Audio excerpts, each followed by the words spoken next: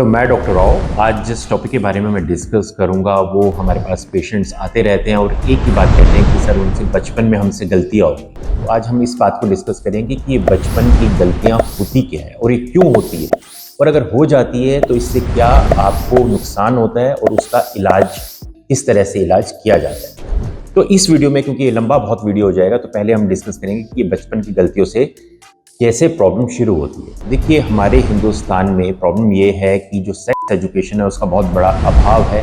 ना माँ बाप उसके बारे में बच्चे से कोई बात करते हैं। क्लास में जब ये चैप्टर्स हमारे करिकुलम में है तो टीचर्स उसे छुड़वा देते हैं या उस पर हंसने लग जाते हैं, उसके बारे में बच्चों को नहीं बताते। तो बच्चों की जो इन्फॉर्मेशन होती है वो कौन होती है? उनके साथ वाले बच्चे।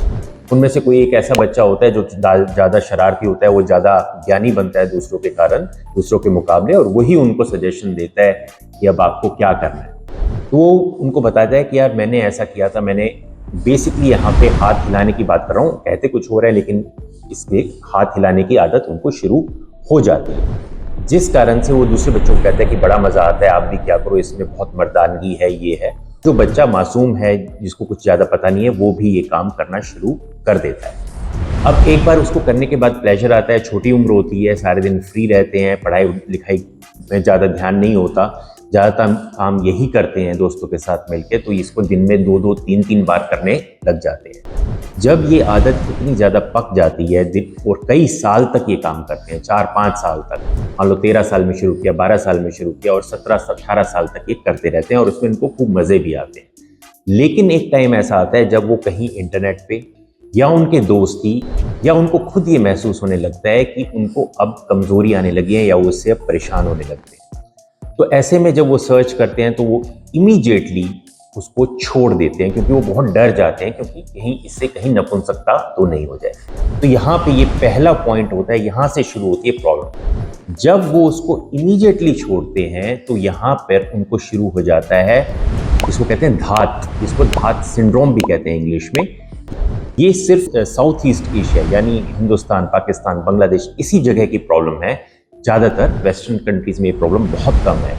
क्यों? क्योंकि वहाँ पे लोगों को सेक्स का करने की अपॉर्चुनिटी होती है, लेकिन यहाँ पर नहीं होती। तो ये एकदम से जब छोड़ते हैं, लेकिन अंदर ये सिक्रीशंस बनती रहती है, क्योंकि शरीर तो लगातार इसको बना रहा है, क्योंकि उसने तो दिन में 3-3 बार वो लोग कर रहे थे, इमीडिएटली छोड़ा तो शरीर उसको बनाता रहता है। अब वो करना छोड़ देते हैं, लेकिन उनके या तो पेशाब करते वक्त रास्ते में या रात के वक्त, जिसको नाइट फॉल कहते हैं, वो होना शुरू हो जाता है।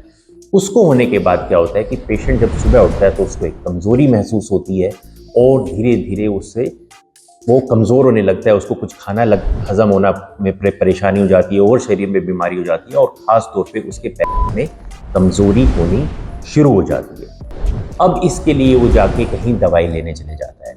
ये सारा बिल्कुल एक टिपिकल सीक्वेंस है जो यहाँ पे किया जाता है, रिपीट किया जाता है। वो घर के आसपास कहीं आयुर्वेद में इसकी दवाई लेता है और वहाँ पर उसको दे देते हैं बहुत सारे हैवी मेटल्स और साथ में वायग्रा। वायग्रा खाते ही पेशेंट को इरेक्शन आती है, 2-3 महीने खूब अच्छी इरेक्शन आती है, फिर वायग्रा असर करना बंद कर देती है और पेशेंट में इरेक्शन आना भी कमज़ोर हो जाता है। ऐसी कंडीशन में पेशेंट हमारे पास आते हैं।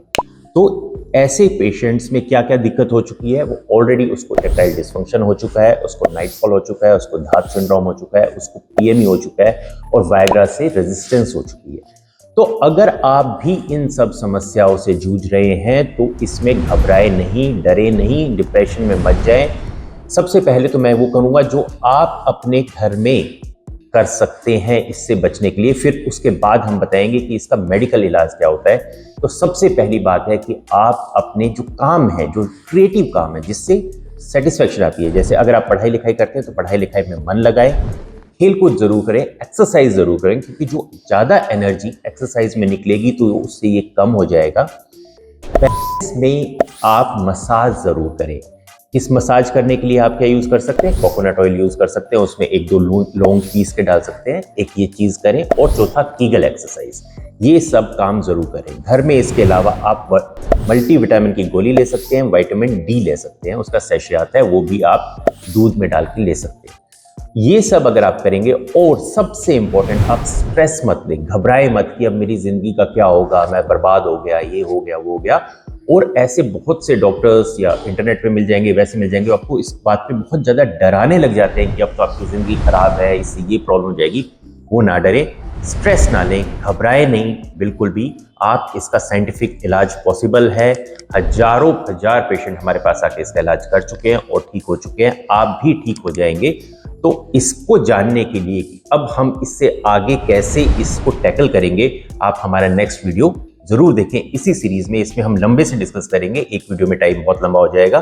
तो अगर आपको प्रॉब्लम है, आप हमारे नेक्स्ट वीडियो की जरूर वेट करें और हमें सब्सक्राइब करें, लाइक करें, फिर हम बताएंगे इसका नेक्स्ट सॉल्यूशन क्या है।